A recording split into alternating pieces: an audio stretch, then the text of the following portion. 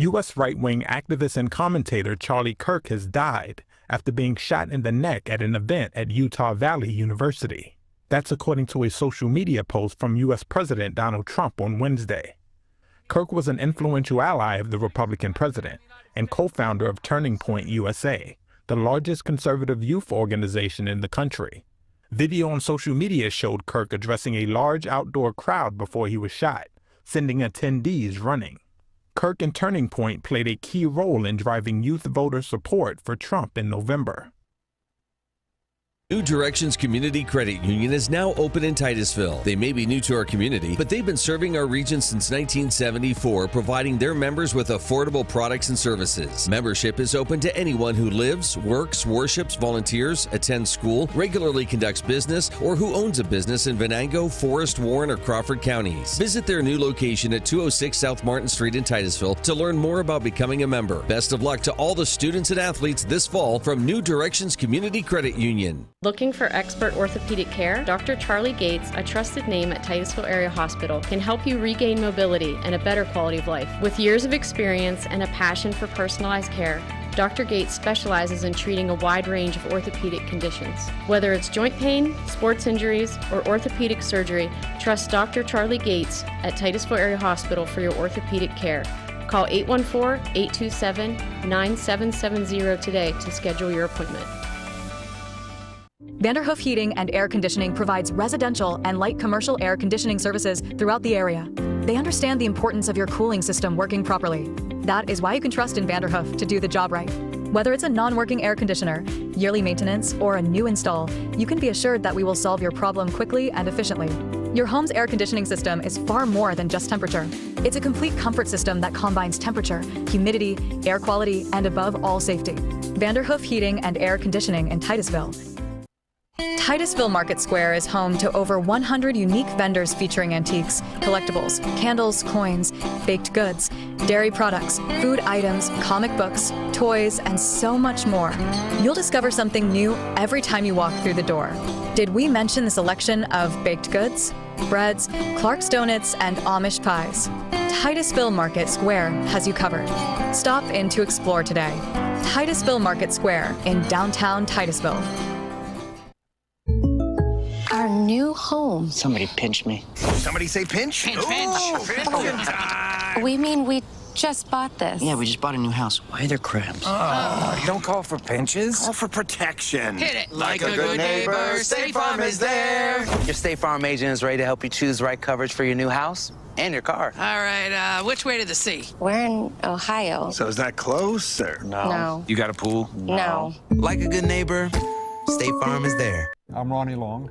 And I'm Lisa Mellon. The name Armstrong reflects more than just a company. It's a promise. While others focus on the short term, we're building for a future that's limitless. From the dawn of cable television to the rise of the digital age, we've delivered cutting-edge technology like our advanced fiber network that redefines what's possible.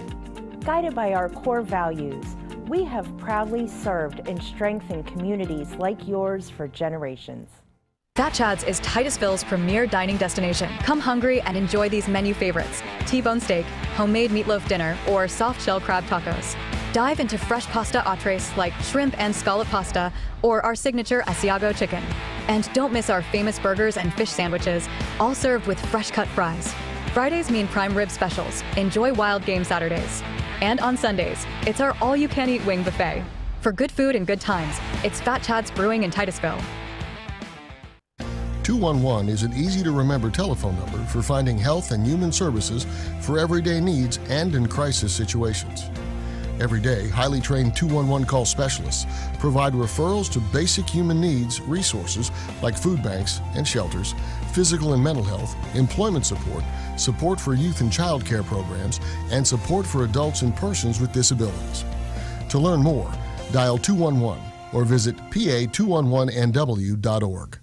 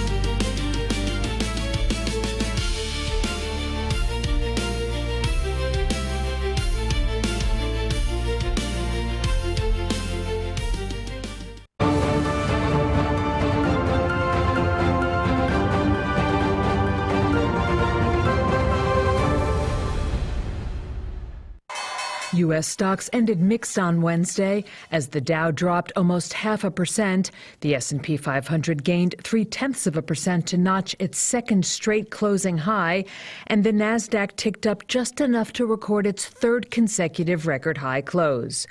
Oracle was the talk of Wall Street on Wednesday, with shares skyrocketing 36% to notch their biggest one-day percentage gain since 1992, putting Oracle's market value close to the $1 trillion mark.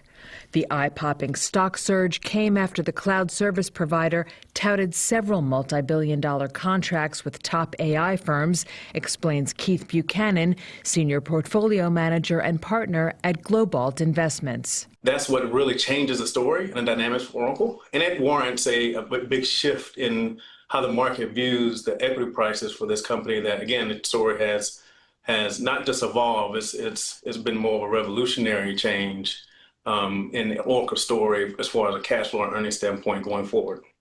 AI-related chip stocks also rallied, with NVIDIA up nearly 4% and Broadcom jumping almost 10%. Data center power suppliers also benefited, with Constellation Energy, Vistra, and GE Vernova all rising more than 6%. Apple, viewed by many investors as lagging in the race to dominate AI, declined more than 3%, sliding for a fourth straight session. Other notable stock moves included Synopsys, which tumbled nearly 36% in its biggest one-day decline on record after the chip design software provider missed Wall Street estimates for quarterly revenue. Investors will now focus on consumer prices data due on Thursday for insights on where U.S. inflation is headed. U.S. job growth appears to have been significantly weaker than reported. Data from the Labor Department's Bureau of Labor Statistics on Tuesday showed that 911,000 fewer jobs were created in the 12 months through March than previously estimated. The report comes on the heels of last Friday's non-farm payrolls data that showed job growth in August nearly stalled, and the economy shed jobs in June for the first time in 4.5 years. Tuesday's annual revision of the jobs report is a preliminary estimate. A final revision will be released in February. In addition to being hobbled by uncertainty stemming from trade policy, the labor market has been pressured by the White House's immigration crackdown, which has undercut labor supply. But Tuesday's report, which revises data collected from April 2024 through March 2025, suggests that job growth was stalling even before President Donald Trump's aggressive tariffs on imports. Sharp downgrades last month to May and June employment figures angered Trump, who fired Bureau of Labor Statistics Commissioner Erica McIntyre, accusing her without evidence of faking the employment data. Trump has nominated Heritage Foundation economist E.J. Antony to replace her. Antony, who has penned opinion pieces critical of the BLS and even suggested suspending the monthly jobs report, is viewed as unqualified by economists across the political spectrum. American Airlines emergency line, please state your emergency. The cockpit's not answering. Somebody's stabbed in business class, and I think there's mates that we can't breathe. I don't know. I think we're getting hijacked.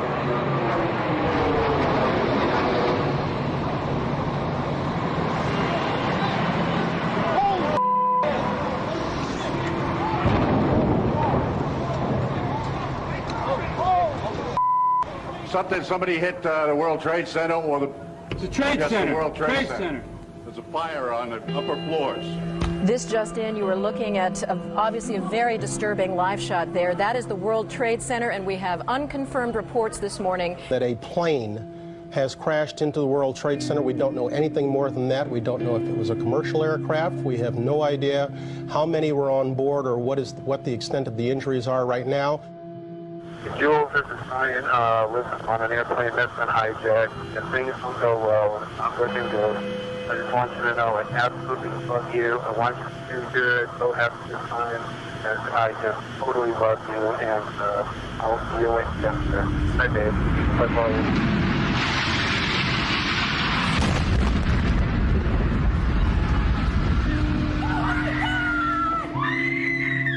Oh, my God. Oh, my God. That looks like a second plane. There's another one. Another plane just hit.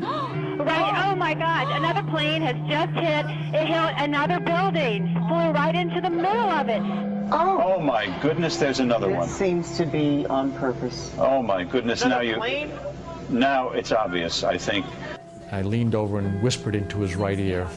A second plane hit the second tower. America is under attack. Today we've had a national tragedy. 2 airplanes have crashed into the World Trade Center in an apparent terrorist attack on our country. Oh my goodness. Oh my goodness. We're looking at a live picture from Washington, and there is smoke pouring out of the Pentagon. It would appear that there has been another major explosion, this one in the nation's capital. There is smoke in the air over the Pentagon. This is as close as we can get to the base of the World Trade Center. You can see the firemen assembled here, the police officers, FBI agents, and you can see the 2 towers. A huge explosion now raining debris on all of us. We better get out of the way.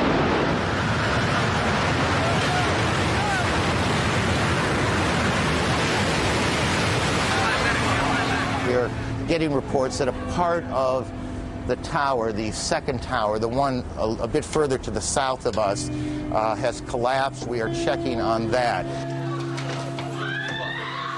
United 93, that traffic for you is 1 o'clock, 12 miles eastbound 370. Negative contact, we're looking at United 93.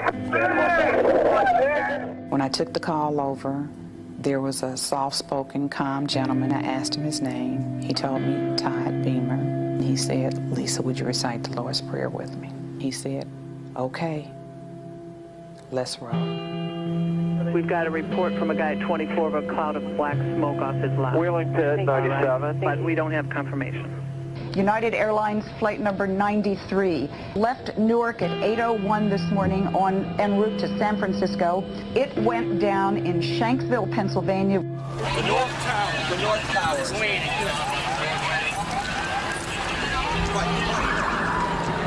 Oh my God, there it goes!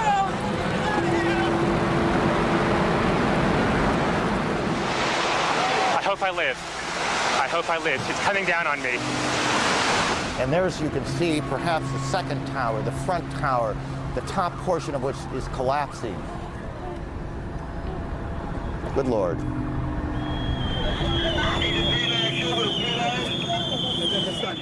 Both trade towers, where thousands of people work, on this day, Tuesday, have now been attacked and destroyed. There is simply no way to accurately describe the emotion this evokes.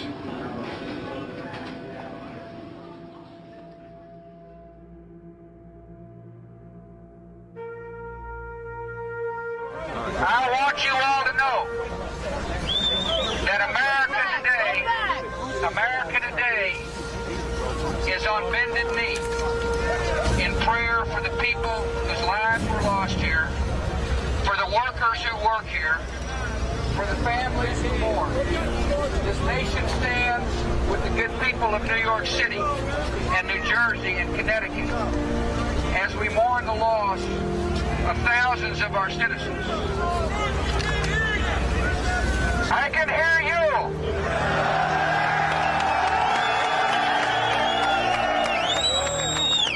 I can hear you. The rest of the world hears you.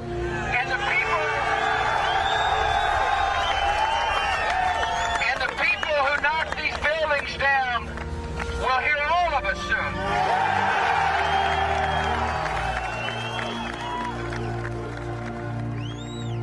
September 11 will go down in our history as a day to remember. None of us will ever forget the pictures of our courageous firefighters and police, many of whom have lost friends and colleagues, or the hundreds of people attending or standing patiently in line to donate blood. A tragedy like this could have torn our country apart, but instead, it has united us. This event can give a message of hope. Hope for the present and hope for the future. The cross tells us that God understands our sin and our suffering. And from the cross, God declares, I love you. The story does not end with the cross. For Easter points us beyond the tragedy of the cross to the empty tomb. It tells us that there is hope for eternal life. For Christ has conquered evil and death and hell.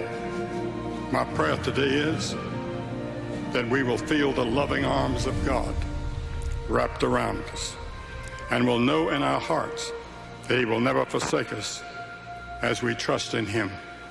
And this is going to be a day that we will remember as a day of victory. May God bless you all.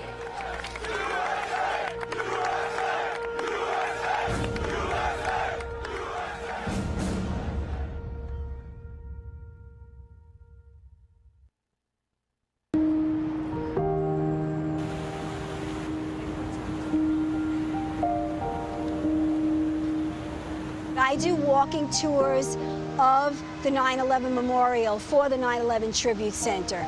And I meet people on my tours from all four corners of the globe. On every one of my tours, I mention that most people don't remember what they did yesterday.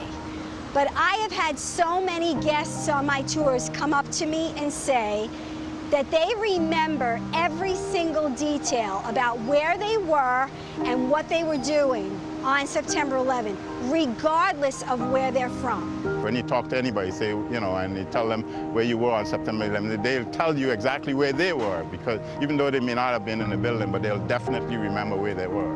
People always remember every single moment of that day around the world, because September 11, 2001 is not just New Yorker's story, it's not just my story, but it is international part of history and a history of every single person in the world. And what I say to my guests all the time is, that's your 9/11 story. And you should tell it, because by telling it, by doing so, you help us to share history, and you help us to keep the spirit of what happened here alive. I'm inspired by that. That gives me so much hope. I believe September 11th would be the equivalent of D-Day for certain generations, or Pearl Harbor, or when JFK was assassinated, those seminal, markers in your history, in your lifetime. My cousin was in Pearl Harbor. My father and grandfather remember Pearl Harbor. These generations will need to remember. I think it's important to try to remember some tragedies. Remember that life can be very precious and can be gone in a flash. These are emotional memories that cannot be translated into a textbook. These are stories that we tell people, and hopefully the generation will understand this here and bring it forward to the next generation. I feel that a lot of people use September 11th to remember the wrong things, to remember the divisions instead of what brought us together. And I think as more and more time goes by, more and more people just remember the hate that caused that act instead of the love that followed it. We were all one that day. People from New York, D.C., all over the country and all over the world. Everybody was united. I think that's why everybody remembers where they were, because everybody's heart was here. I remember. I remember September 11th. I remember September 11th. I remember September 11th. I remember September 11th. I remember September 11th.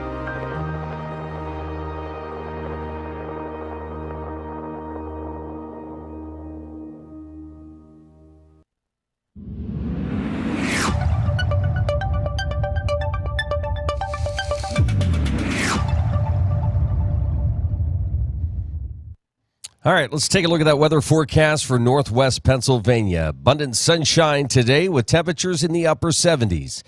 Clear skies tonight with a low down around 50. On into Friday, mostly sunny skies as we wrap up the work and school week. Warm temperatures again, upper 70s for a high nearing 80 degrees on Friday. Back to around 80 on Saturday with partly cloudy skies. Sunday, partly cloudy, low 80s. For a high. Monday, mostly sunny with temperatures in the low 80s. Could even get into the mid 80s by next Tuesday and Wednesday. So those warm temperatures not going anywhere for a little while, and lots of sunshine over the next 10 days as well. So looking forward to that. All right, that is a look at your weather forecast. It is 7:24. This is the Morning Drill. You're watching it on Stream TV and on the Armstrong Neighborhood Channel. Well, it is 9/11, and you look back and at the last clip we just heard from about never forgetting, and if there was ever a time to remember what it was like to be more united than divided, it's certainly now, and crazy world we're living in. We've got coming up next hour, Bill Allen will join us from Titusville Ford. Angela Morton will be with us from Recovery Is. They're scheduled to be with us here. Tomorrow on the program, Christian Marr from the Crawford Heritage Community Foundation will be in studio with us. And Mr. Sports, Bruce Peterson, will be in to talk about, the Steelers, football, college football, and more. Let's go to baseball for a moment, where the Rangers beat the Brewers last night 6-3. The A's over the Red Sox 5-4, the final there. Diamondbacks over the Giants 5-3. It was the Angels over the Twins 4-3. Orioles narrowly beating the Buccos in 10 innings 2-1. The Marlins beat the Nationals 8-3. Royals over the Guardians 4-3. Phillies beat the Mets 11-3. Tigers over the Yankees 11-1. Astros beat the Blue Jays 3-2. Braves fell to the Cubs 3-2. White Sox over the Tampa Bay Rays 6-5 the final. Reds over the Padres 2-1. Mariners beat the Cardinals in 13 innings 4-2. And the Dodgers over the Rockies 9-0. Major League Baseball action today. The Pirates and the Orioles in Baltimore at 1:05 as that series continues. White Sox have the Rays at 2:10. A lot of afternoon games here. Blue Jays and Astros at 3:07. Then this evening, Marlins take on the Nationals. Yankees and Tigers. Phillies, Mets. Guardians, Royals. Padres, Rockies, Mariners, Angels on schedule for today. When you look at the American League East Division, you got Toronto at the top, then the Yankees, then Boston, Tampa Bay, and Baltimore. American League Central Division, Detroit leading there with 84 wins, 62 losses. Cleveland about 9.5 games behind Detroit. Kansas City, Minnesota, White Sox. And then the American League West, Houston, Seattle, Texas, Angels, and A's. National League, we'll go to the East, where you see Philadelphia at the top, then the Mets, then Miami, then Atlanta, and then Washington. National League Central Division, Milwaukee, the Cubs, Cincinnati, St. Louis, and Pittsburgh. And National League West, Dodgers, San Diego, San Francisco, Arizona, and Colorado. And, when you look at wild card spot, the American League leaders in the East is Toronto, Central is Detroit, West Houston. And vying for those wild card spots right now, it's the Yankees, Boston, and Seattle. National League, Philadelphia takes the East at this point, Milwaukee and Central, Dodgers in the West, and then the Cubs, San Diego, and the Mets with a wild card spot. Pittsburgh not quite at the bottom of the list. Well, they are at the bottom of the list, but not at the very bottom. Not even close to securing a wild card spot. Now, they do have Washington and Colorado sitting below them. So not quite the basement, but on the steps to the basement when you look at the Pirates. Record of 64-82. They are 12 games back from even getting to the door for the playoffs. We're coming up on 7:30 here this morning. We'll recap the latest headlines. There's a lot going on in the world, a lot going on in the world of business as well. So we've got some business headlines we'll be bringing you here in just a few moments. We'll get you some other updated sports headlines. Thursday night football tonight, Washington, the Commanders, and Green Bay Packers will battle it out on Amazon Prime. That's going on tonight to kick off week 2 already of NFL action. And, of course, college football this weekend as well. We'll have Mr. Sports Bruce Peterson on tomorrow to talk about that. Again, when you look at the next 5-10 days, it's going to be absolutely gorgeous. We're seeing now I know this graphic we're going to pull up is going to show some rain on Sunday and Monday, but really the forecast is saying partly cloudy skies Sunday. Maybe a 6% chance. It could be a little bit higher in your neck of the woods. Monday, mostly sunny, about maybe a 7% chance. So there's a chance of maybe some rain, but we're going to see a lot of sunshine and really warm temperatures. We're going to be in the 80s for a little while once we get into the weekend. So an upper 70s until then. So enjoy it. All right, 7:30. Your headlines are next.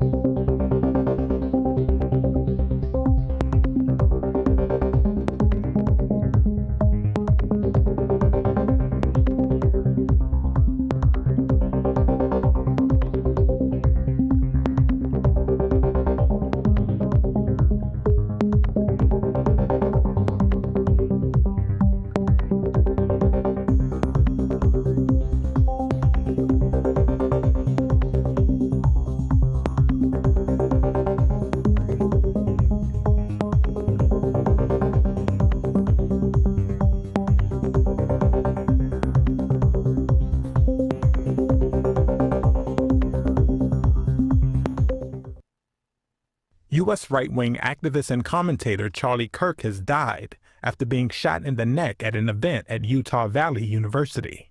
That's according to a social media post from U.S. President Donald Trump on Wednesday. Kirk was an influential ally of the Republican president and co-founder of Turning Point USA, the largest conservative youth organization in the country. Video on social media showed Kirk addressing a large outdoor crowd before he was shot, sending attendees running. Kirk and Turning Point played a key role in driving youth voter support for Trump in November.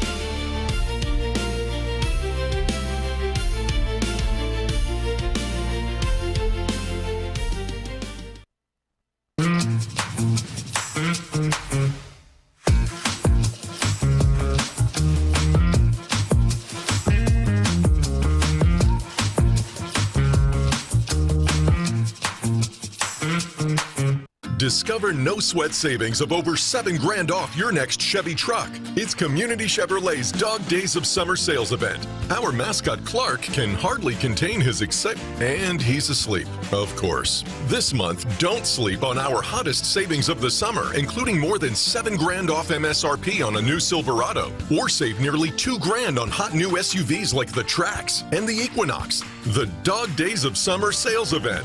Where? At Community Chevrolet.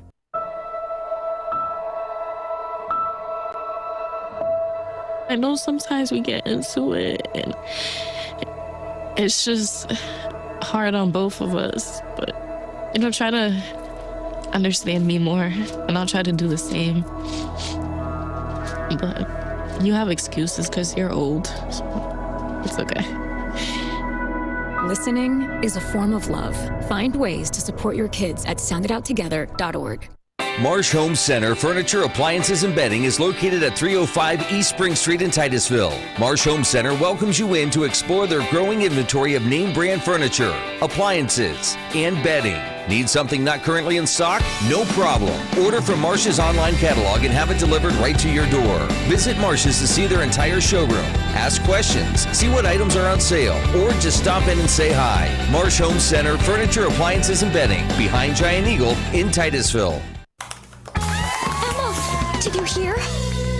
Todd's in the hospital. Who's Todd? He got a collapsed lung from vaping. He thought it was cool. Not cool. Promise you won't vape, Emma. It can lead to a lifelong addiction, and we can't be friends if your lungs collapse. Bogus. Wacky sitcom teens aren't the best people to talk to your kid about vaping. Hey, you got a minute? You are. Start the conversation with your child about vaping today.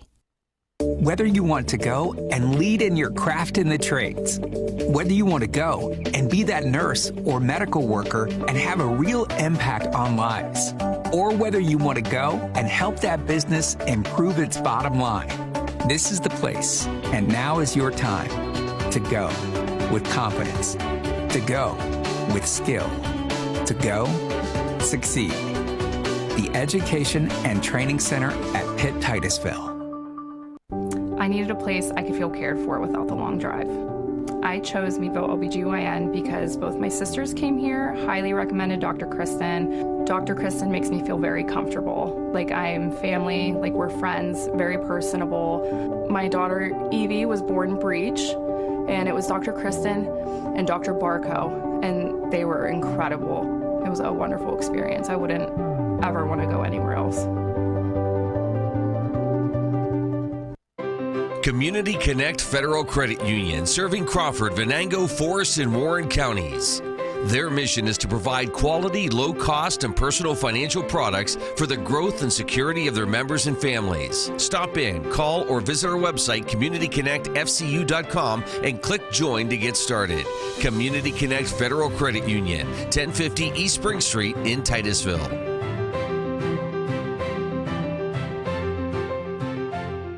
Vehicle shopping? Make sure you check out Titusville Ford first. Shop our amazing selection of new and pre-owned cars, trucks, and SUVs in stock. Visit us on Route 8 in Titusville and see why our customer service is a cut above the rest. Titusville Ford, your hometown dealer.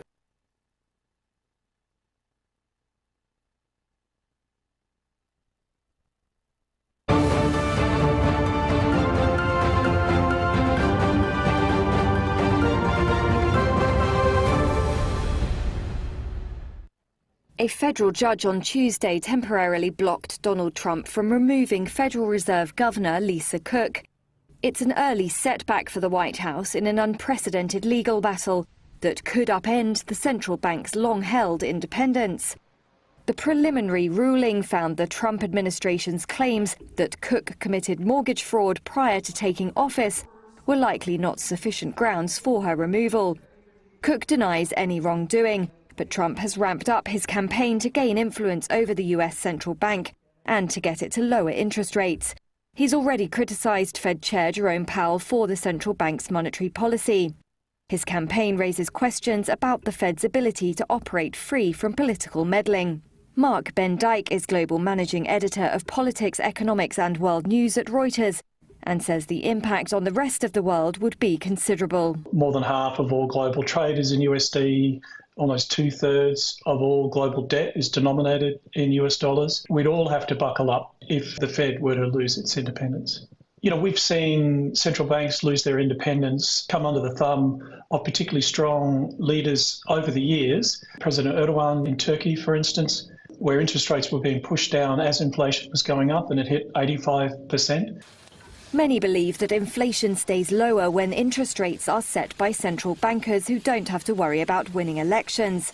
That's true of any central bank, but particularly so for the Fed. The size of the US economy and the importance of the dollar mean for many it's considered the world's central bank. Francesco Canepa is Reuters' senior European economics correspondent. If the Fed were to yield to Trump's attack, that would set a dangerous example.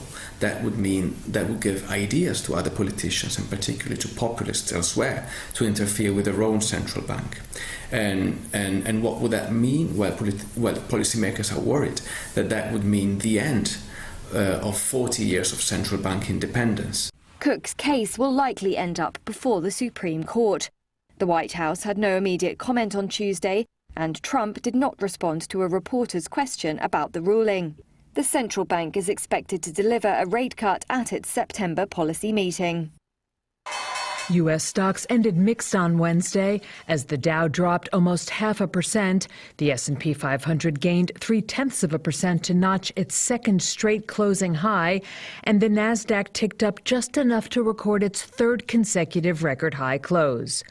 Oracle was the talk of Wall Street on Wednesday, with shares skyrocketing 36% to notch their biggest one-day percentage gain since 1992, putting Oracle's market value close to the $1 trillion mark. The eye-popping stock surge came after the cloud service provider touted several multi-billion-dollar contracts with top AI firms, explains Keith Buchanan, senior portfolio manager and partner at Globalt Investments. That's what really changes the story and the dynamics for Oracle, and it warrants a big shift in how the market views the equity prices for this company. That, again, the story has not just evolved; it's been more of a revolutionary change in the Oracle story as far as a cash flow and earnings standpoint going forward. AI-related chip stocks also rallied, with NVIDIA up nearly 4% and Broadcom jumping almost 10%. Data center power suppliers also benefited, with Constellation Energy, Vistra, and GE Vernova all rising more than 6%. Apple, viewed by many investors as lagging in the race to dominate AI, declined more than 3%, sliding for a fourth straight session. Other notable stock moves included Synopsys, which tumbled nearly 36% in its biggest one-day decline on record after the chip design software provider missed Wall Street estimates for quarterly revenue. Investors will now focus on consumer prices data due on Thursday for insights on where U.S. inflation is headed. A name like Oracle, which in the story of how tech has evolved over the last 5 years and concentrated to so much success, especially from a market cap and stock movement standpoint, going to so few names, Oracle really hasn't kept up in a way that several, called the Mag 7 names, have really powered this market forward. So if you look at where we are today in the earnings report yesterday and their guidance going forward, really catapults them from being somewhat of a laggard in this race to being on the forefront of the capacity build out that they've seen, not only from a narrative standpoint, but they actually have the bookings to prove it. The sticker shock is what really pushes this name. It changes the narrative for Oracle stock. So there was a surprise, not just that they really came out with bookings, but the sheer magnitude of just how quickly they've been able to get up the curve and also show it through commitments on the other side is what the big surprise was. And we don't feel like that's anything. Again, the market was even close to expecting over 400 billion in bookings. That's remarkable. We feel like really puts Oracle in a position to enjoy today's movement, but I don't think we'd look away from this as being the last big move for a name like Oracle. Being, again, in such a hot space, it was such a moment where the market was kind of looking for the next big player. Oracle clearly put itself out there as potentially one that's to watch over the next several months. Inflation data has to continue to confirm the pivot that the Fed has made towards the other employment side of its mandate. Again, employment has driven all of the Fed action prior to 2022 for cycle after cycle after cycle. And the focus on inflation, of course, was warranted, and hopefully the large part of that is behind us. Now, if we want to keep that part behind us where the Fed has to make tough decisions on raising rates or keeping rates higher than the market expects because of inflationary fears or bumps or expectations moving higher than they expected, then we need to see data continue to come in a way that's positive and headed toward its 2% target. And we've seen that thus far. We saw this morning with PPIs giving more hope to that trajectory for Fed policy. But tomorrow will be the last piece that they have before the next meeting. And if we want the rhetoric to come off of the podium at the Federal Reserve to confirm the dovishness that the market has priced in, we need to see CPI really have a controlled tenor to it as it comes in tomorrow, hopefully confirm that things will continue to move in the right direction. Buy now, pay later lender Klarna surged in its hotly anticipated debut on the New York Stock Exchange on Wednesday. Shares jumped 30%, valuing the Swedish fintech company at nearly $20 billion, ending a years-long wait for listing and underscoring a rebound in the broader U.S. IPO market. Klarna and several other big names had halted their IPO plans in April after tariff-driven volatility roiled stock markets. On Tuesday, Klarna and some of its investors sold 34.3 million shares at $40 each, above the marketed range. The stock opened at a price of $52 a share on Wednesday. Klarna is the largest Swedish company to list its shares in the U.S. since Spotify in 2018. Klarna was founded in 2005 when e-commerce was nascent, and the company has since developed into a buy now, pay later heavyweight, helping reshape online shopping with its short-term financing model. Analysts expect the payment model to steadily grab market share from debit cards in coming years, as shoppers increasingly embrace the flexibility to spread payments over time. Last week's raid on a plant operated by Hyundai and LG in Georgia has South Korean workers in the US running scared. Reuters sources say large numbers are rushing home from facilities operated by LG Energy Solution. It's the world's #2 car battery maker and has 7 plants in the US, including 4 under construction. The Hyundai raid last week saw 475 people detained, including over 300 Koreans. Many of those held had been sent to the US for construction work or equipment installation. However, that kind of work is not permitted under visa waivers or business traveller visas. One of the sources says workers at LGES plants who are in the US on visa waivers have now been instructed by the firm to go home. The company has reportedly told subcontractors to make contingency plans and hire local workers, concerned that the situation will hamper its operations in the US. LGES wouldn't comment on that, but did say it had told all workers on business trips to the US to head home or remain at their residences. South Korean companies say they have struggled to obtain suitable visas for the workers needed at high-tech plants in the US, and have come to rely on a loose interpretation of visa rules. South Korean media reports say Seoul and Washington will now discuss creating a new visa category to address the problem. However, on Thursday, President Lee Jae-myung said the raid was likely to leave his country's businesses hesitant about investing in the US. Meanwhile, a plane has arrived in Georgia to take home the workers detained in the raid. It's expected to take off on Thursday morning East Coast time. Seoul has asked that its nationals now be allowed to depart quickly and without handcuffs. The market is increasingly betting on a supersized Fed cut. Investors see a rate cut from the Federal Reserve as nailed on for next week, with the only question whether policymakers could go for a jumbo 50-point cut. Weak jobs data has bolstered that case, although watch out for US inflation numbers, with PPI due out today and CPI tomorrow. If inflation looks sticky, speculation about 50 basis points might fade. Francesco Pesole is an FX strategist at ING. Francesco, do you think 50 basis points is possible? Well, it is possible, but only if really inflation data come in quite on the weak side, which is not what we expect. We don't think that today's PPI or tomorrow's CPI will really sort of cause huge concerns in terms of the inflationary impact of tariffs.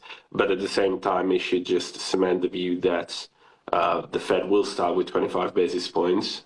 We have been calling for 3 cuts this year. So I think latest news on the jobs has sort of like pointed towards that direction, that the Fed can cut 3 times. But for the moment, I don't think that the Fed will cut by 50. So you're calling for 3 cuts this year, but do you think policymakers will agree with one another? Yeah, I think there's a much higher risk now that we will see an increasingly divided Fed. I believe that the risk there is both that some members might want to align with Trump's view for lower rates, and some other members that perhaps could think that there is still a good case for lower rates might want to take the opposite view to sort of preserve the Federal Reserve's independence. So I think we'll see a lot in the next few months about sort of this divide within the FOMC, but ultimately data will determine in our view, what will happen. And we think that with the jobs market deterioration, there's still a strong case for sort of cutting 3 times this year. We've seen a firmer dollar lately after the dollar index lost about 10% year to date. Are we seeing a move back towards dollar dominance, or was the idea that it was reducing always exaggerated? No, so I think these are mostly sort of short-term corrections, which are normal in an environment where markets is still extensively short the dollar. And obviously a lot of negative news have been priced in. The dollar is still trading with a risk premium relative to its rate differentials when we look at sort of 1 year or 2 years of data.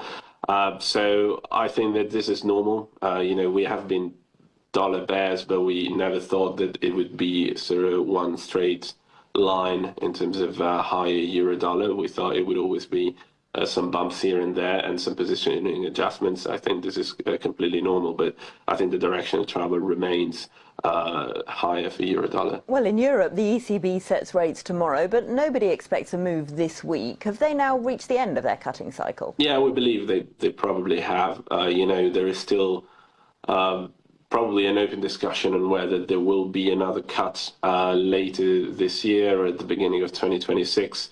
Much will depend, obviously, of how the activity picture looks alongside the inflation one.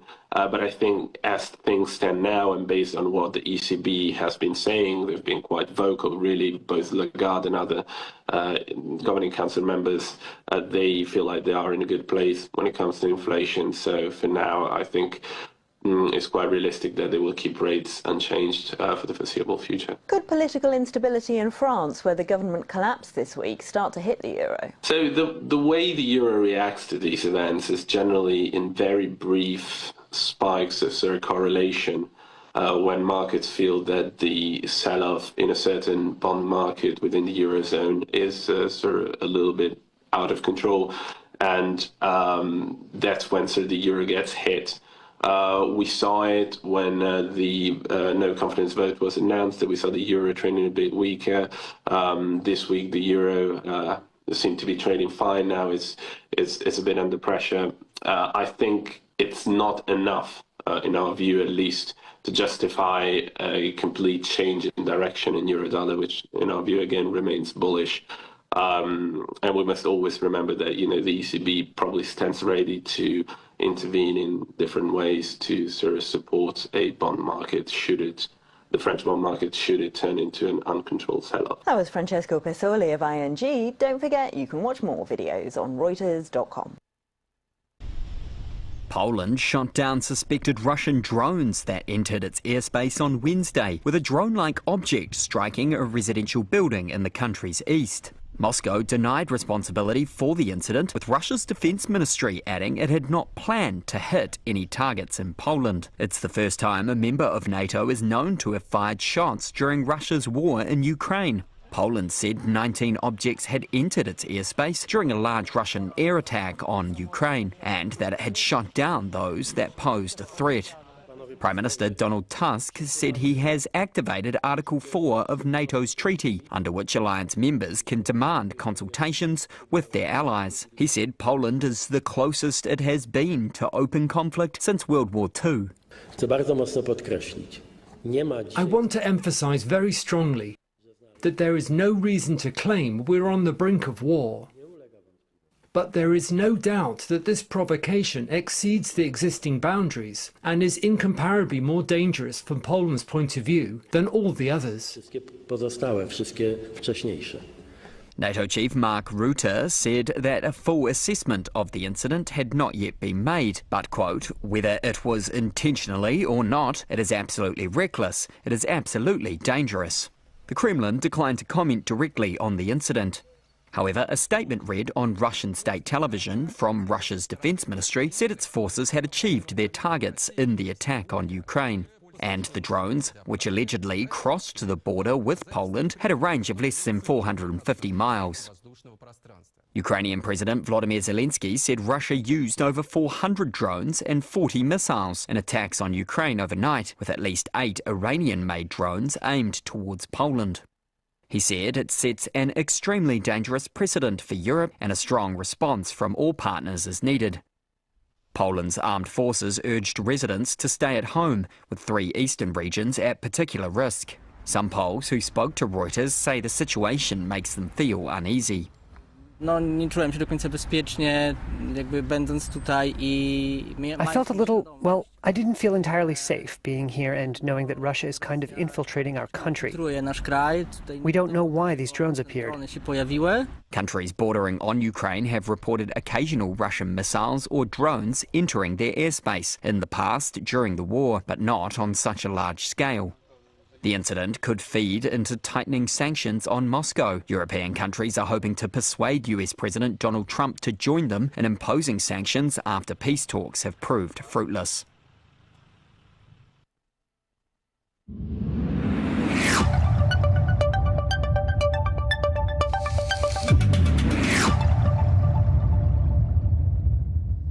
Well, we're looking at partly cloudy skies for your Thursday with temperatures in the upper 70s. Clear skies tonight and a low of 50. Friday, wrapping up the work and school week with mostly sunny skies and upper 70s. Saturday, mostly cloudy, upper 70s again. Sunday, partly cloudy, highs in the low 80s. Monday, mostly sunny, low 80s. Tuesday, mostly sunny, mid 80s. Yeah, summer's not going down without a fight here as temperatures into the 80s are going to go well into next week. In fact, all of next week should be in the 80s, so including a week from tomorrow, the 19th of September, listed at 82. Now, a lot can change between now and then, but those are some nice temperatures to have here, middle part of September. And then after that, when we look towards the end of September, we're looking at least 70s, and then clear out to the 25th, maybe upper 60s. So, yeah, we got some fight left here and some warm temperatures still to come. 7:57 is our time. Coming up next hour, Mr. Bill Allen's going to join us from Titusville Ford. Also, Angela Morton, host of Recovery Is on the Armstrong Neighborhood Channel. She'll be with us as well. And then tomorrow on the program, Christian Marr from the Crawford Heritage Community Foundation. We'll get caught up with everything that's been going on there. And a big congratulations to Christian on Crawford Gives. An outstanding amount of money raised this year, over $1 million. That was about 6,000 gifts to 192 nonprofits in Crawford County. Amazing that over $1 million raised at this year's Crawford Gives. So we'll get Christian's take on all of that tomorrow and preparing for next year. Will there be a next year? We'll find out tomorrow. And then Mr. Sports, Bruce Peterson, will be with us tomorrow as we gear up for Week 2 of the NFL, which actually kicks off tonight on Amazon Prime with the Commanders and the Green Bay Packers to set the stage for the second week. We'll also get Bruce's take on some college football scores as well. So we got a busy couple days left before wrapping things up. And then we're already, believe it or not, Friday night, Week 4 of high school football.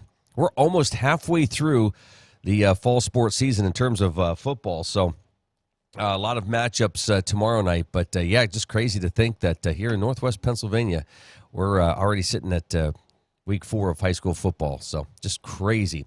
All right, again, that forecast before saying goodbye to this hour, we're looking at partly cloudy skies and temperatures in the upper 70s. Clear skies tonight with a low around 50 degrees. So there you go. Nice forecast over the next couple weeks. Looking forward to that. And real quick, we'll leave you with this. Police in Texas united a man with his blind pigeon after the pet bird hitched a ride in the bed of a pickup truck at the owner's business. So here's another touching animal story for you. He said Kevin is blind and unable to fly, and was concerned when the pigeon went missing from his shop after inspecting a customer's truck. But the owner of the truck found the bird and the blind pigeon and reunited him with the owner shortly after that. So there you go. All right. Thursday morning, here, the Morning Drill.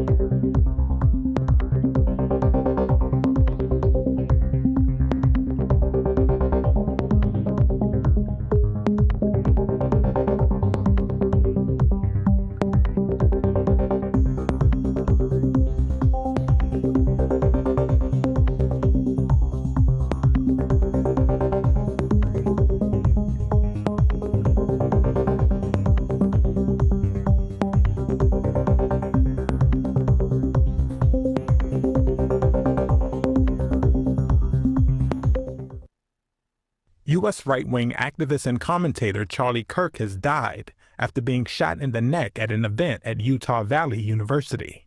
That's according to a social media post from U.S. President Donald Trump on Wednesday. Kirk was an influential ally of the Republican president and co-founder of Turning Point USA, the largest conservative youth organization in the country. Video on social media showed Kirk addressing a large outdoor crowd before he was shot, sending attendees running.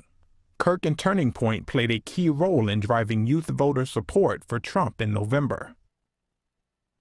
Interstate Pipe and Supply takes pride in providing superior customer service. That's why our dedicated employees are well trained and have the experience to offer friendly, quick, and reliable service and support. Need materials delivered to your job site? No problem. Interstate offers fast delivery from our 4 locations in Western Pennsylvania. We also serve Eastern Ohio, Northern Western Virginia, and Western New York. Service means business at Western Pennsylvania's premier pipe and supply company, Interstate Pipe and Supply. Anyone with a kind and generous heart and a little money can be a philanthropist. You too can be a force for good in our community, and the Crawford Heritage Community Foundation is here to help you make the most of your charitable giving. We've partnered with hundreds of people like you to make our world and our community a better place. You can give through us to support scholarships or any charitable organization or purpose. Whether you're interested in establishing a permanent endowment or adding to an existing fund, we want to be a part of your plan.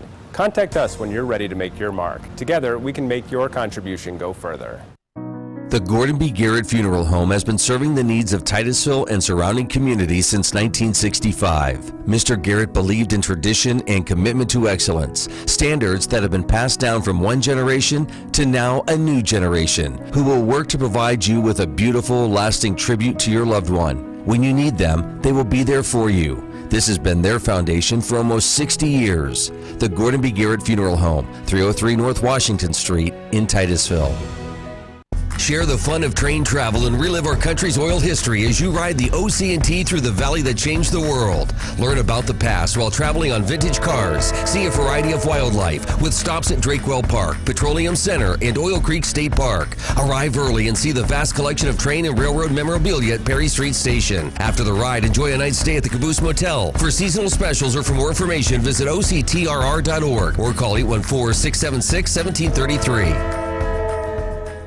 Over over 30 years, J. Gill Plumbing and Heating has taken pride in being the premier heating and air conditioning service provider in the area. Our highly skilled and certified technicians will work closely with you to address your heating and air conditioning repair, installation, or maintenance needs. And with the J. Gill Service membership, you can take advantage of additional benefits like filter replacements and priority service scheduling. Plus, members get 10% off future projects. Call today to get a free estimate or ask about financing options. Call J. Gill Plumbing and Heating today or visit them online at jgillplumbingheating.com.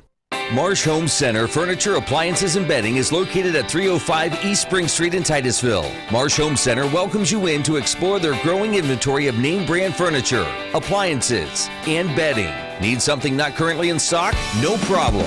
Order from Marsh's online catalog and have it delivered right to your door. Visit Marsh's to see their entire showroom. Ask questions, see what items are on sale, or just stop in and say hi. Marsh Home Center Furniture, Appliances, and Bedding, behind Giant Eagle in Titusville. 211 is a simple telephone number to remember when you don't know where to go for help.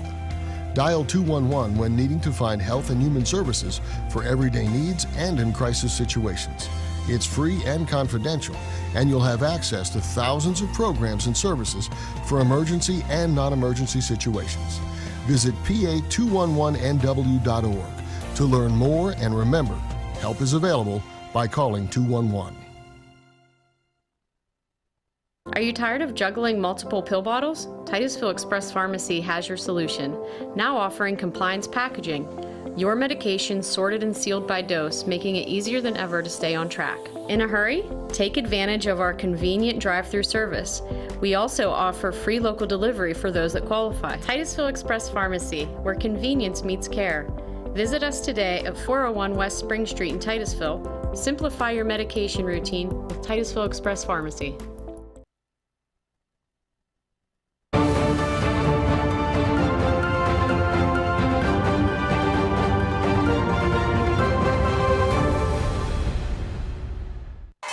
U.S. stocks ended mixed on Wednesday as the Dow dropped almost 0.5%. The S&P 500 gained 0.3% to notch its second straight closing high, and the Nasdaq ticked up just enough to record its third consecutive record high close.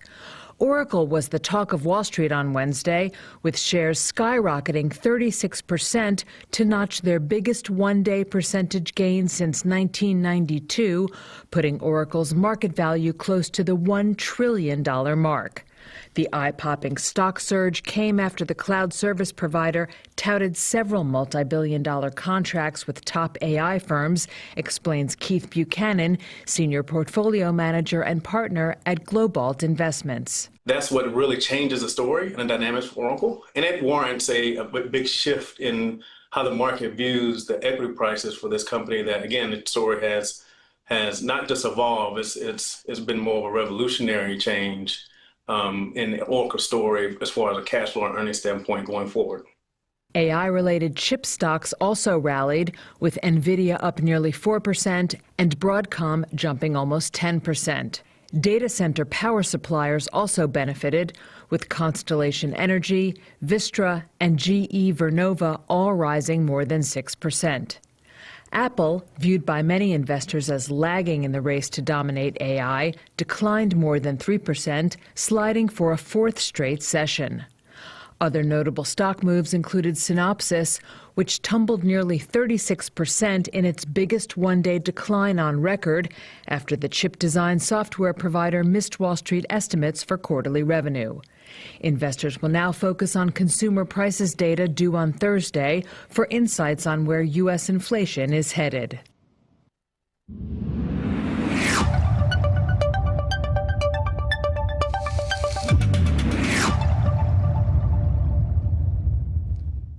Well, real quick, partly cloudy today, upper 70s. Clear skies tonight, low of 50. Friday, mostly sunny with temperatures in the upper 70s, nearing 80 degrees.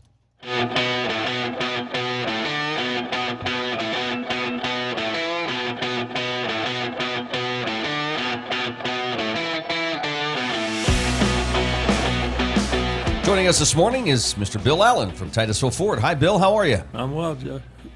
Luke, how are you? Good. Good to see you this morning. Good to be here. Busy. I can't believe we're almost halfway through September. We're a third of the way through, and it just it's hard to believe that it goes as fast as it does. Yeah.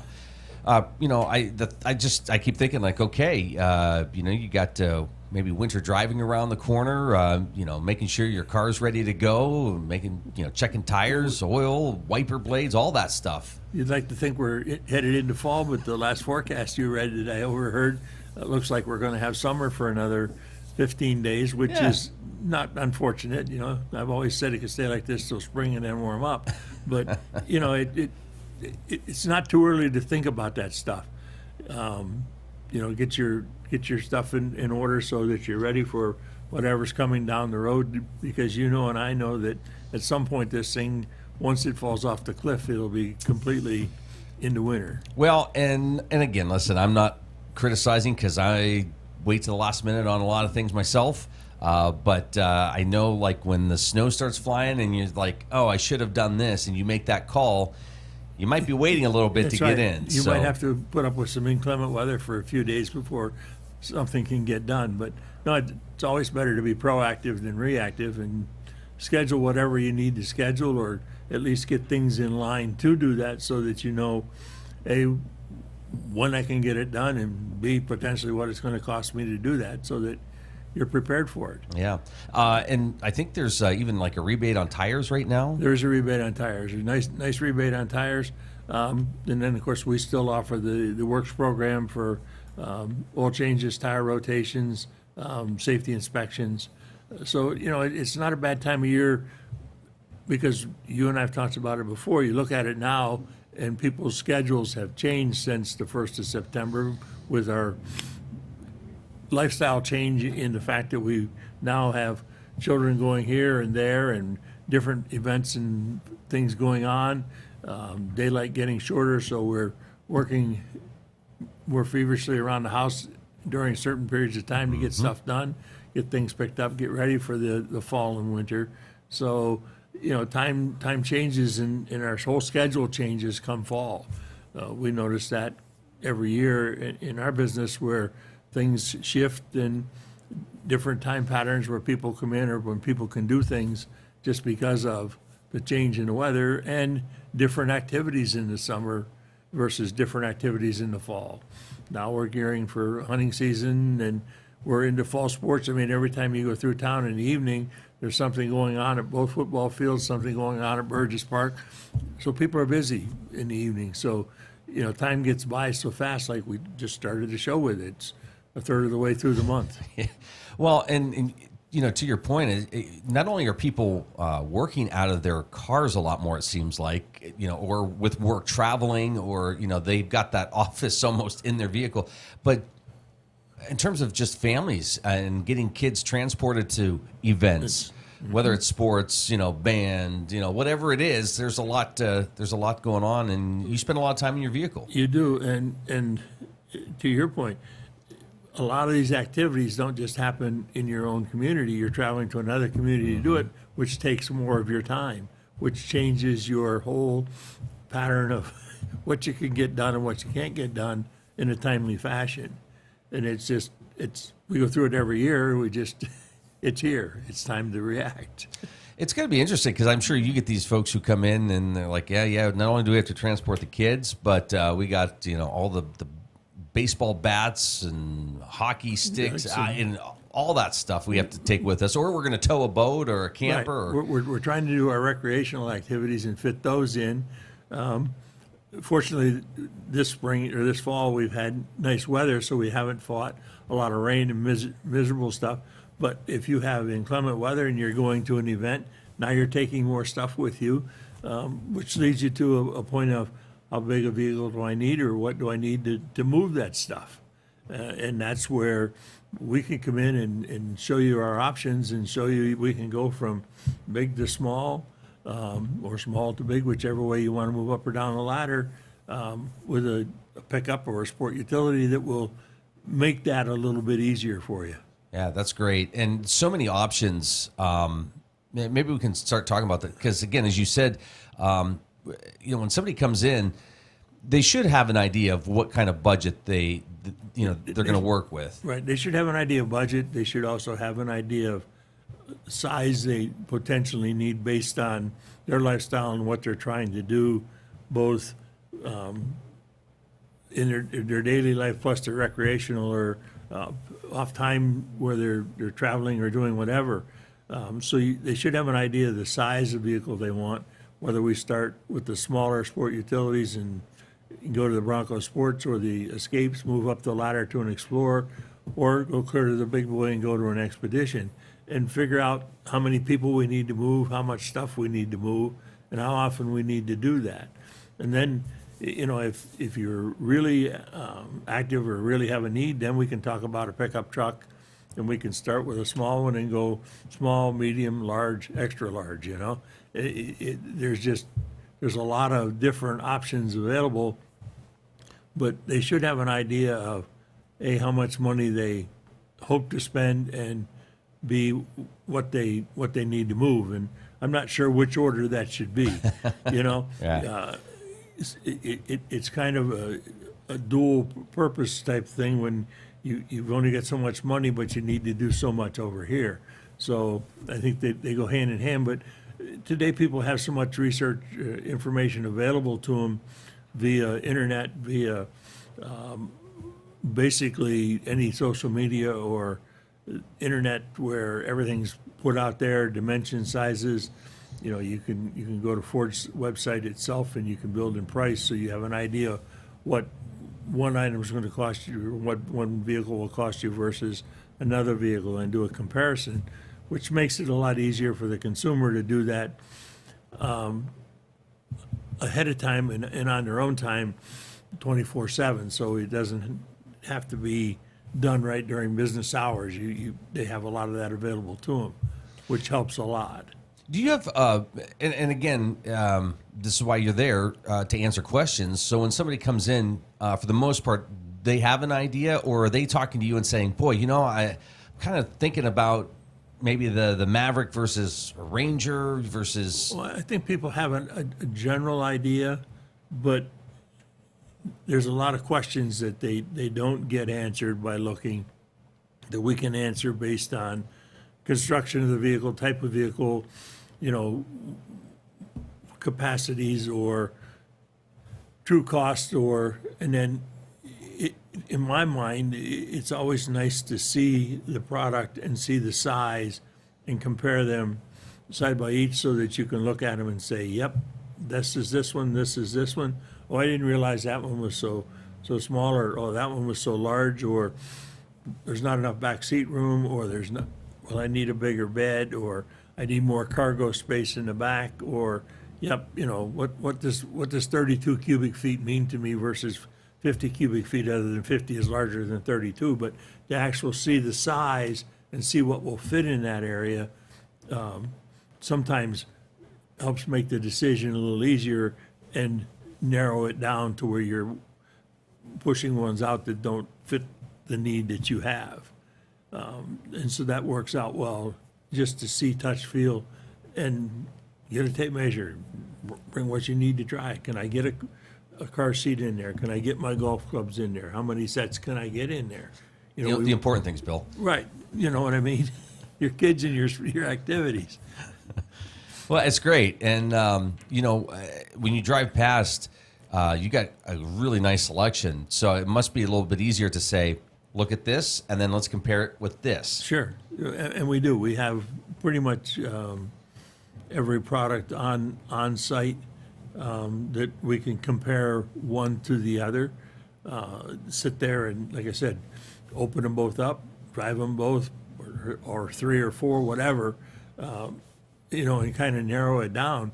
Most people, once they've looked at it and gotten an idea of what they want, when they come in and they have a couple of them, items that they're looking at, and they compare them, a lot of times just visually seeing it and seeing the difference in the two kind of narrows it down to make their search a little easier. And then once you figure out which item you want, then you start talking about what packages you want with that item. There's a lot to choose from, isn't there? Oh, there's almost too much to choose from. Okay.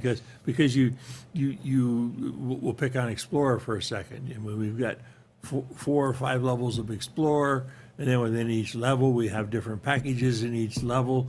And so you start and you build one package in one level, and you figure out a price, and then, well, it might not cost me as much or more to go to the next level with a different package and actually have more equipment. And we've made it, I think we've made it very difficult for the consumer to figure all that out and figure out what items they need, what items they want in packages, and which package do we go to.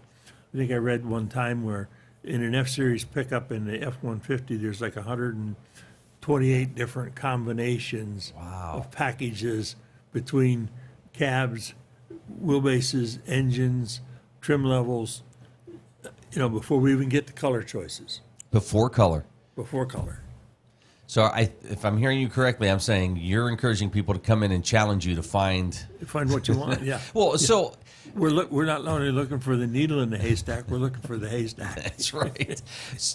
Now, do people have the patience, and are they? I guess the question would be, and this would be what you'd be doing.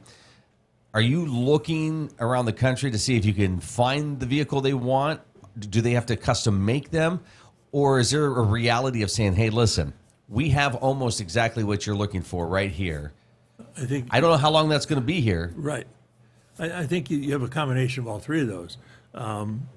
It's always nice and beneficial for both sides if you have it right there, because you've taken care of their need, they've taken care of their want. So that gets done almost instantly. The other option is, like you said, we have access to a basically nationwide locator. I mean, we search by 300 dealers at a crack, but we can put in specific items so that when you and I sit down, or whoever sits down with me and tells me their wish list, we, color, packages, options, and make sure that the vehicle has a minimum of that. Some of them will show up with more equipment than that, but all the items you're looking for are there. Then it'll tell me where they are, and then you start to search to see if one's available, if a dealer will give it to you. Thirdly, you can sit down and you can build it the way you want it, and you can order it. And if you have enough patience to wait for it to come, then you're getting your car, as you said, custom built. So there's three ways to do it. We've been very fortunate now that we're 5 years, 6 years removed from the pandemic, that the trade world and trading back and forth is back to where it was pre-pandemic. So it's not near as difficult to come up with something most times. Now, if you're looking for the oddball and the more specific you get in certain product lines, the harder it is to find that. But it's out there. Now it becomes my job to dig and try and find it. Yeah. Let's do this real quick. You're watching The Morning Drill on Stream TV and on the Armstrong Neighborhood Channel. Bill Allen with us here this morning from Titusville Ford. And then there's always maybe it's not exactly, but it's right there, and I could drive away today in this. Exactly. And there's some excitement with that. Well, and you and I both know, as time has gone on, we've become a society that we have less patience for waiting for stuff. We want instant gratification. We want to take it home with us now. We want it. We're in the middle of this process. Let's just get this done. And I hear people all the time say to me, this is the worst experience in the world is buying a car. It doesn't have to be if you don't make it that way. You can make it easier on yourself if you just come in, sit down, lay all the cards on the table of what you're looking for, what your situation is, whether you're in a good situation, bad situation, whatever, so that when you start to put the puzzle together, you have all the pieces to do that. It's when you play a cat and mouse game where I'll give you a little bit, and then now we've got another curveball. I'll give you a little more, now we got another curveball. That makes it more difficult for both of us.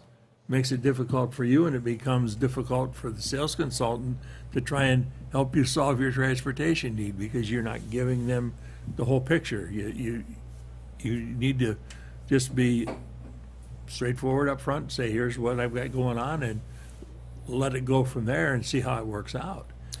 What maybe quickly just highlight some of those models that you have available that might be of interest that you might want to stop out and take a look at. Well, we've got several Bronco Sports, four-wheel drive, small sport utility, Escapes in gasoline-powered and in hybrid available, Mavericks, Rangers, Explorers. We've got a nice selection of Explorers,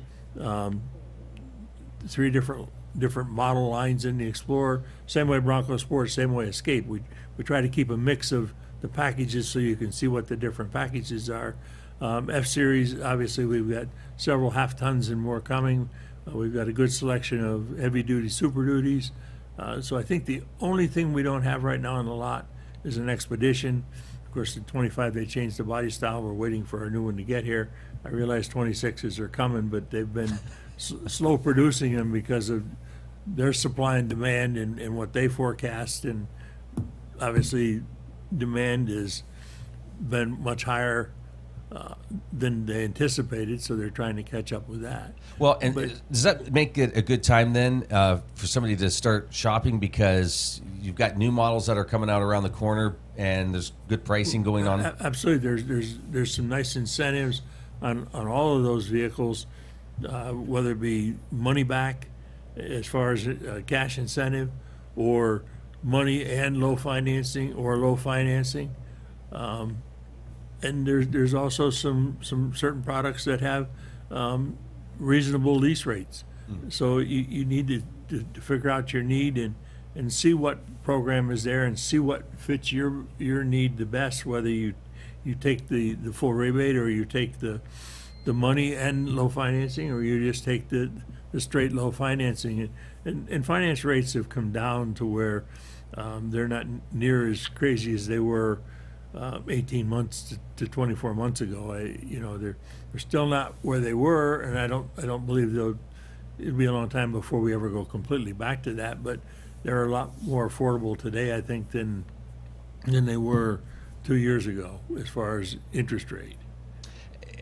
And if you go to the website, by the way, TitusvilleFord.com, you can see the lease offers and yeah, you can see lease.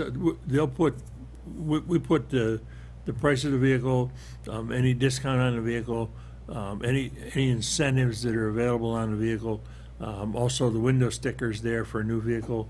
And if a new vehicle is completely out of reach, we've got a nice selection of Explorers, Escapes, pickup trucks, Rangers, Maverick, full-size trucks, whether it be Super Duties or half-tons. There, and we're getting them all the time. We're out searching to find some nice late model pre-owned vehicles to fit that need if a new one's beyond your budget, or if you're just not a new vehicle purchaser, you're looking to buy a late model pre-owned and save money there. And other things too to just kind of keep in mind.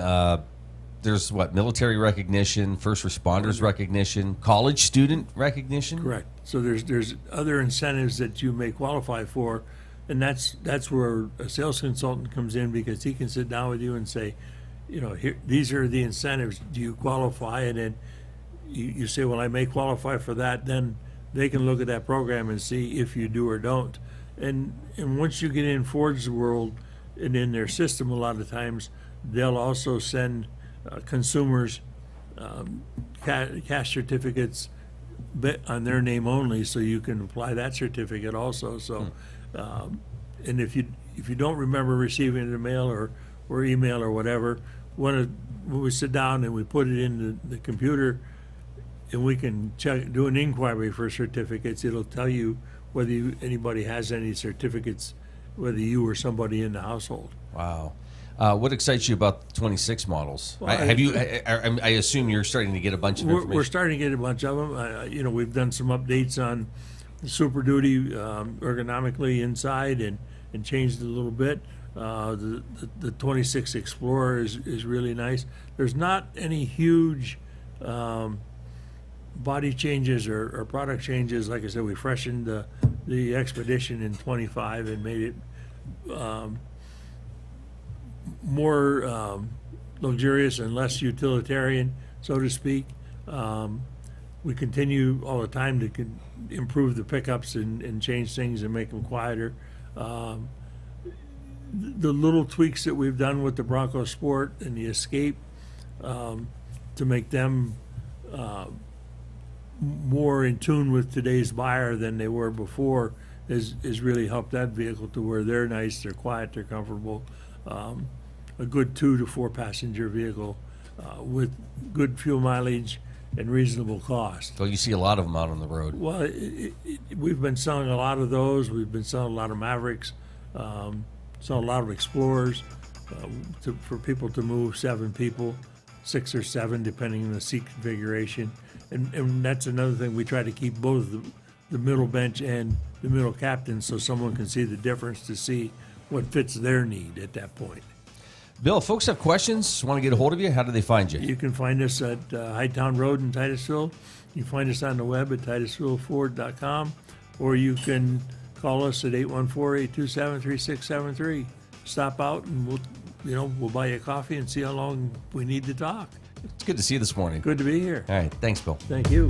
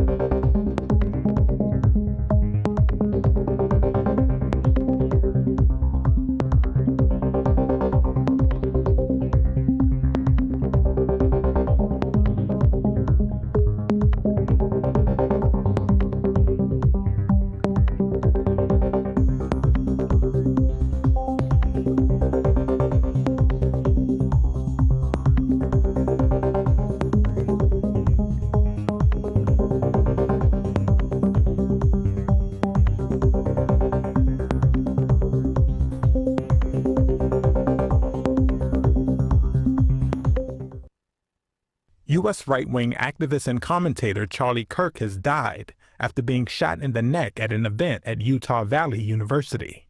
That's according to a social media post from U.S. President Donald Trump on Wednesday. Kirk was an influential ally of the Republican president and co-founder of Turning Point USA, the largest conservative youth organization in the country. Video on social media showed Kirk addressing a large outdoor crowd before he was shot, sending attendees running. Kirk and Turning Point played a key role in driving youth voter support for Trump in November. New Directions Community Credit Union is now open in Titusville. They may be new to our community, but they've been serving our region since 1974, providing their members with affordable products and services. Membership is open to anyone who lives, works, worships, volunteers, attends school, regularly conducts business, or who owns a business in Venango, Forest, Warren, or Crawford counties. Visit their new location at 206 South Martin Street in Titusville to learn more about becoming a member. Best of luck to all the students and athletes this fall from New Directions Community Credit Union. Looking for expert orthopedic care? Dr. Charlie Gates, a trusted name at Titusville Area Hospital, can help you regain mobility and a better quality of life. With years of experience and a passion for personalized care, Dr. Gates specializes in treating a wide range of orthopedic conditions. Whether it's joint pain, sports injuries, or orthopedic surgery, trust Dr. Charlie Gates at Titusville Area Hospital for your orthopedic care. Call 814-827-9770 today to schedule your appointment. Vanderhoof Heating and Air Conditioning provides residential and light commercial air conditioning services throughout the area. They understand the importance of your cooling system working properly. That is why you can trust in Vanderhoof to do the job right. Whether it's a non-working air conditioner, yearly maintenance, or a new install, you can be assured that we will solve your problem quickly and efficiently. Your home's air conditioning system is far more than just temperature. It's a complete comfort system that combines temperature, humidity, air quality, and above all, safety. Vanderhoof Heating and Air Conditioning in Titusville. Titusville Market Square is home to over 100 unique vendors featuring antiques, collectibles, candles, coins, baked goods, dairy products, food items, comic books, toys, and so much more. You'll discover something new every time you walk through the door. Did we mention the selection of baked goods? breads, Clark's Donuts, and Amish pies. Titusville Market Square has you covered. Stop in to explore today. Titusville Market Square in downtown Titusville. Our new home. Somebody pinch me. Somebody say pinch? Pinch, pinch. pinch time. We mean we just bought this. Yeah, we just bought a new house. Why are there crabs? Don't call for pinches. Call for protection. Hit it. Like a good neighbor, State Farm is there. Your State Farm agent is ready to help you choose the right coverage for your new house and your car. All right, which way to the sea? We're in Ohio. So is that close or? No. You got a pool? No. Like a good neighbor, State Farm is there. I'm Ronnie Long. And I'm Lisa Mellon. The name Armstrong reflects more than just a company. It's a promise. While others focus on the short term, we're building for a future that's limitless. From the dawn of cable television to the rise of the digital age, we've delivered cutting-edge technology like our advanced fiber network that redefines what's possible. Guided by our core values, we have proudly served and strengthened communities like yours for generations. Fat Chad's is Titusville's premier dining destination. Come hungry and enjoy these menu favorites: T-bone steak, homemade meatloaf dinner, or soft shell crab tacos. Dive into fresh pasta entrees like shrimp and scallop pasta, or our signature Asiago chicken. And don't miss our famous burgers and fish sandwiches, all served with fresh cut fries. Fridays mean prime rib specials. Enjoy wild game Saturdays. And on Sundays, it's our all-you-can-eat wing buffet. For good food and good times, it's Fat Chad's Brewing in Titusville. 211 is an easy-to-remember telephone number for finding health and human services for everyday needs and in crisis situations. Every day, highly trained 211 call specialists provide referrals to basic human needs resources like food banks and shelters, physical and mental health, employment support, support for youth and child care programs, and support for adults and persons with disabilities. To learn more, dial 211 or visit pa211nw.org.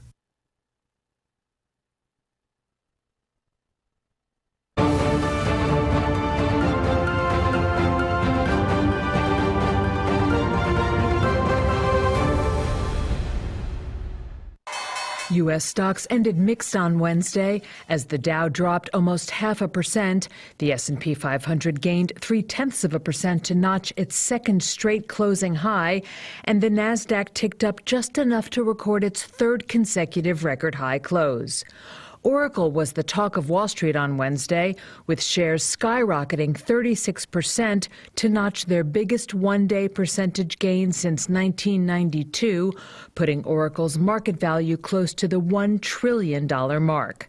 The eye-popping stock surge came after the cloud service provider touted several multi-billion-dollar contracts with top AI firms, explains Keith Buchanan, senior portfolio manager and partner at Globalt Investments. That's what really changes the story and the dynamics for Oracle. And it warrants a big shift in how the market views the equity prices for this company that, again, the story has not just evolved, it's been more of a revolutionary change in the Oracle story as far as a cash flow and earnings standpoint going forward.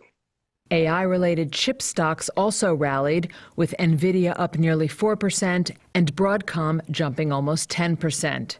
Data center power suppliers also benefited, with Constellation Energy, Vistra, and GE Vernova all rising more than 6%. Apple, viewed by many investors as lagging in the race to dominate AI, declined more than 3%, sliding for a fourth straight session. Other notable stock moves included Synopsys, which tumbled nearly 36% in its biggest one-day decline on record after the chip design software provider missed Wall Street estimates for quarterly revenue. Investors will now focus on consumer prices data due on Thursday for insights on where U.S. inflation is headed.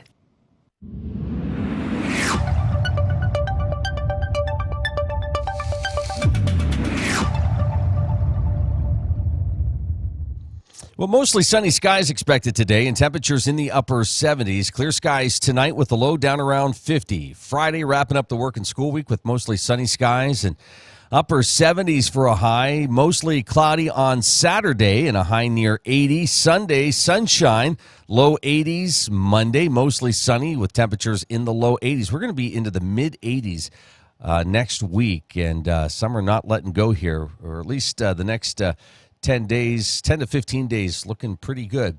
8:39 is our time. This is the Morning Drill. You're watching it on Stream TV and on the Armstrong Neighborhood Channel.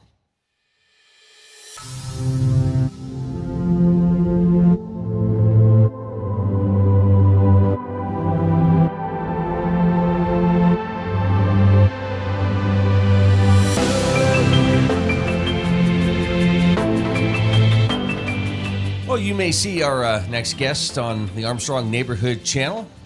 His hostess of Recovery is. Hi, Angela Morton. How are you? Good. How are you, I'm Lucrea? great, thank you. Good to see you this morning. Good to see you too, as always. Lot to discuss. Here we are almost in the fall already. Isn't that amazing? Yeah, that went fast. Crazy. Something about if anybody's watched your show, you've had some great guests over the years, and the guests have ranged in terms of the experts you've had on, but you've had a lot of people tell their personal stories, and their backgrounds have been vast and varied. And maybe we can get into that a little bit, because it's not, if you were to watch that and take a snapshot of those folks, I think you would discover that what we talk about doesn't just affect one group of people or a couple. I mean, there's no borders or boundaries. It covers everything. So let's get into that.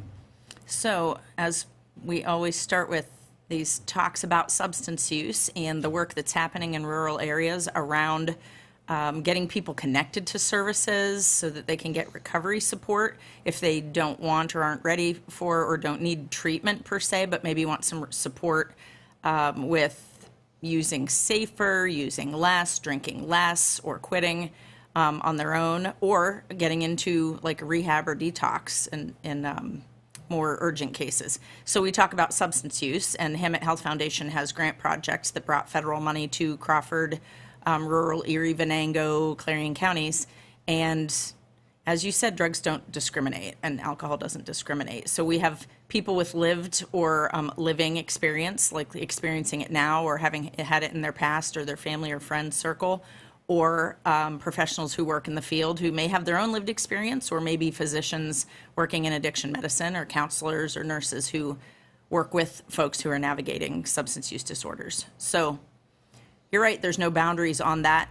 Anybody can try drugs or a drink or tobacco or nicotine or unhealthy foods or speeding while driving. We make our choices, and sometimes those choices take us down a difficult path. And maybe this is jumping ahead too far in the conversation. When it comes to the recovery side, is there a demographic that's quicker to maybe say, hey, I need help, and want to work with somebody, as opposed to maybe another demographic? I don't think it's necessarily, I don't have statistics in front of me, but we do a lot of prevention and a lot of education with youth because their brains are still developing, their impulse control is still developing, their judgment is still developing, decision-making skills.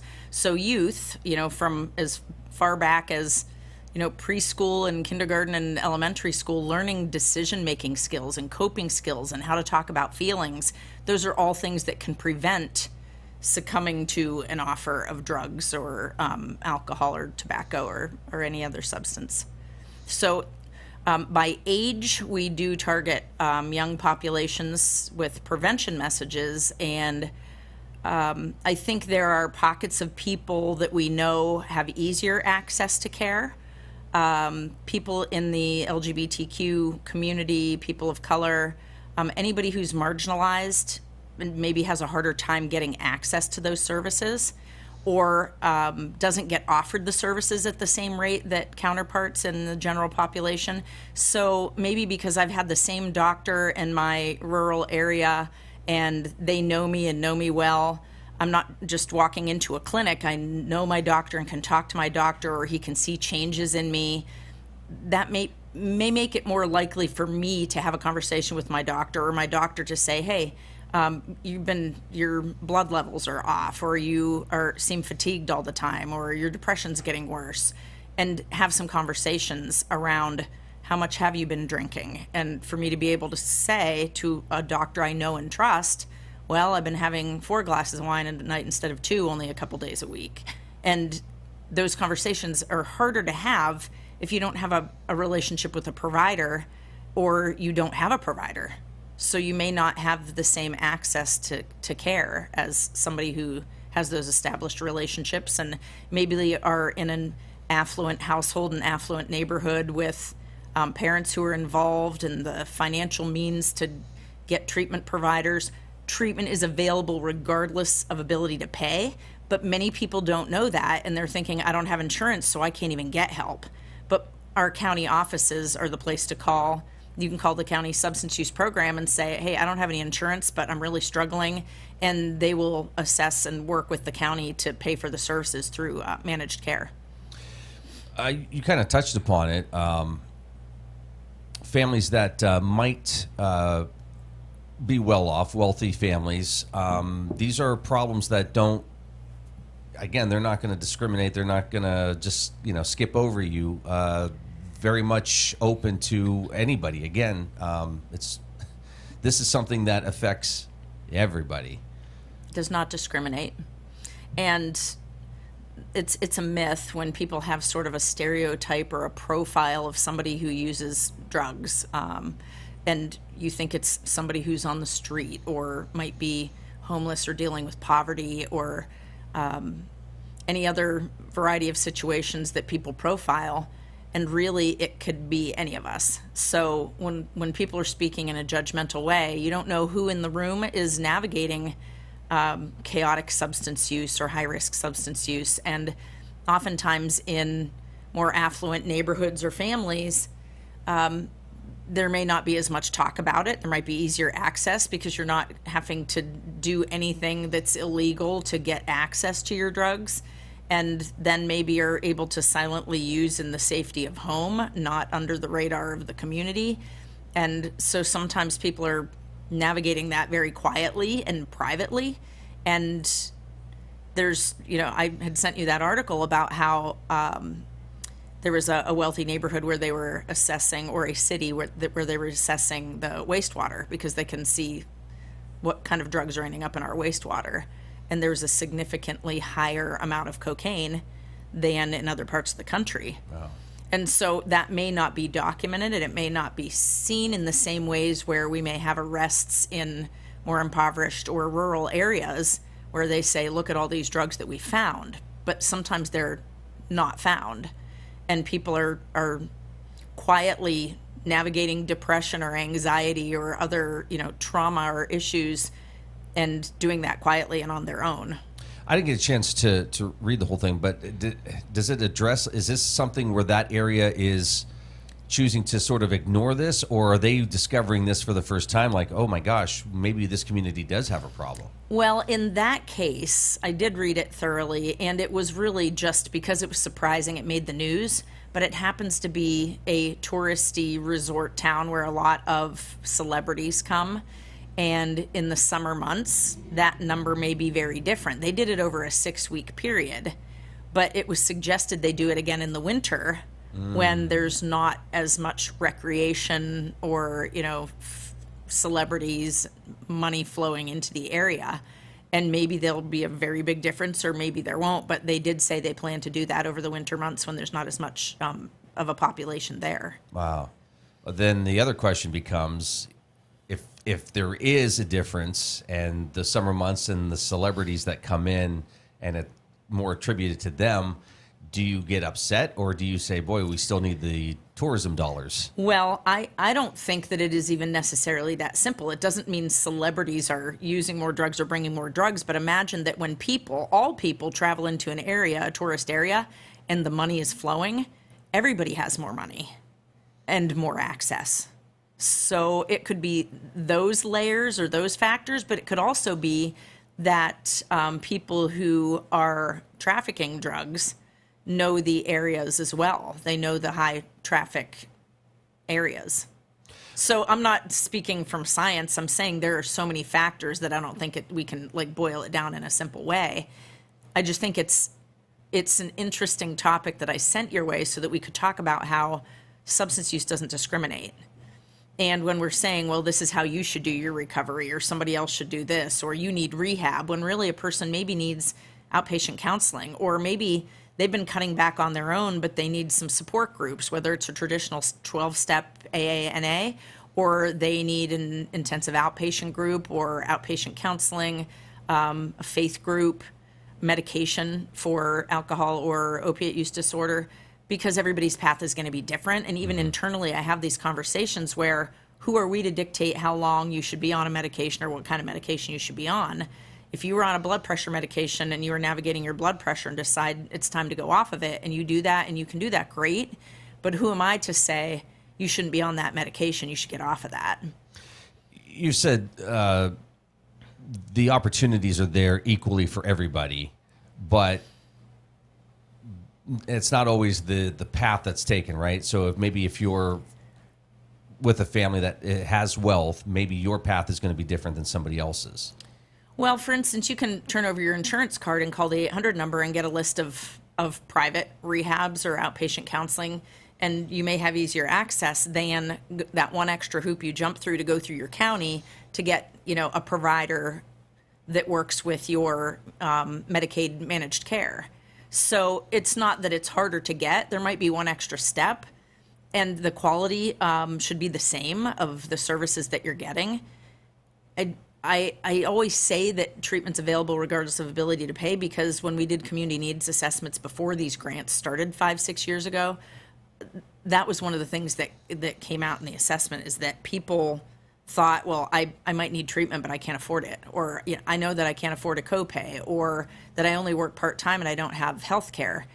But it's available to everybody. And it's that phone call, even if you're not sure what you need or how much you need, that phone call is just a start. It's a conversation. It's like when I have said at times in my life when I was making a choice about getting a new apartment or a new job, you have to start somewhere. You have to put in the application. And if you don't want it, you don't have to even make the call back. Or you go and look at a couple apartments. It doesn't mean you have to sign the lease on any of them, but you're just kind of getting in there and having the conversation and finding out what you're ready for and what you need.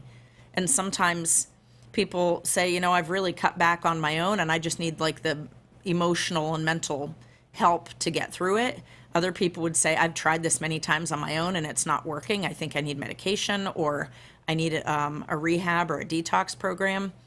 It's just important to, if we don't talk about it, how do we know? The same thing is when you're having headaches, we don't hesitate to talk about it. But in rural areas, when you ask about people's access in a rural area where we all know each other, you walk into any provider's office, you might know somebody working there, or it's your mom's friend or your sister's best friend from high school or your cousin's wife, or everybody knows somebody in a rural area. So there's not as much, anonymity when you go into a place and think that I can fly below the radar and ask about getting some help. Well, and I was just going to ask you about that. Let's do this real quick. You're watching the Morning Drill on Stream TV and on the Armstrong Neighborhood Channel.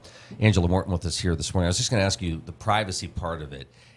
Does that prevent people, do you think, coming in because they know, I went to school with this person that works there and they have no right to judge, but I know I'm going to get judged? I mean, and how much, versus maybe somebody, again, who has maybe some wealth that could send somebody off somewhere else or, handle the situation differently?